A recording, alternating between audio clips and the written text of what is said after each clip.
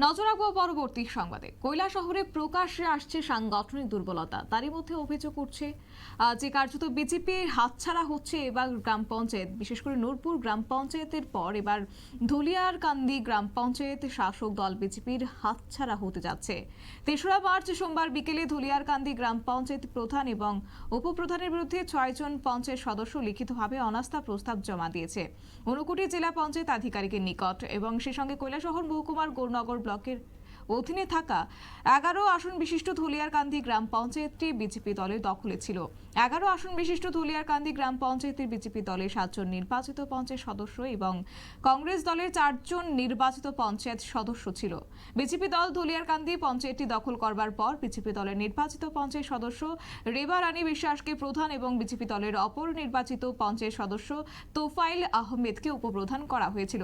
৩রা March সোমবার বিকেলে ধুলিয়ারকান্দি গ্রাম পঞ্চায়েতের কংগ্রেস দলের ৪ জন পঞ্চায়েত সদস্য নিভাস নম, খলিলপুর রহমান, সেই সঙ্গে জসিম আলী, বাশিরুন নেচা এবং বিজেপি দলে ২ জন পঞ্চায়েত সদস্য জয়া রানী নম, ফাতেমা বেগম, এই ৬ জন পঞ্চায়েত সদস্য মিলে পঞ্চায়েতের প্রধান এবং উপপ্রধানের বিরুদ্ধে ঊনকোটি জেলা পঞ্চায়েত অফিসার ডেভিড এল হালামের নিকট একটি লিখিতভাবে অনাস্থা প্রস্তাব জমা দিয়েছে বলে জেলা পঞ্চায়েত আধিকারিক জানিয়েছেন।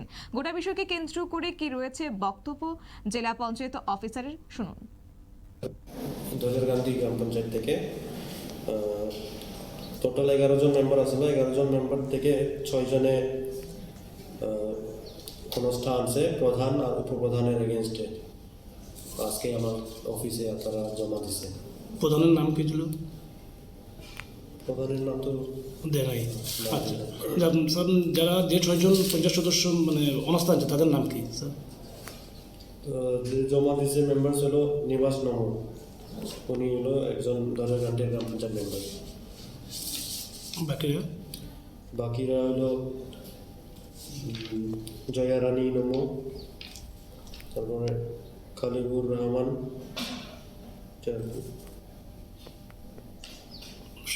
ফাতেমা বেগম,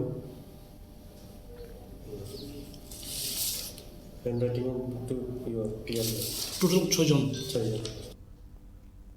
আপনারা শুনলেন ডেভিড এল হালাম জেলা পঞ্চায়েত অফিসারের বক্তব্য, অর্থাৎ অনাস্থা প্রস্তাব জমা দেওয়ার পঞ্চায়েত সদস্য জসিম আলী। সংবাদ প্রতিনিধিদের অবশ্য তিনিও জানিয়েছেন যে পঞ্চায়েতের প্রধান এবং উপপ্রধান পঞ্চায়েত এলাকায় কোনো ধরনের উন্নয়নমূলক কাজ করাচ্ছে না।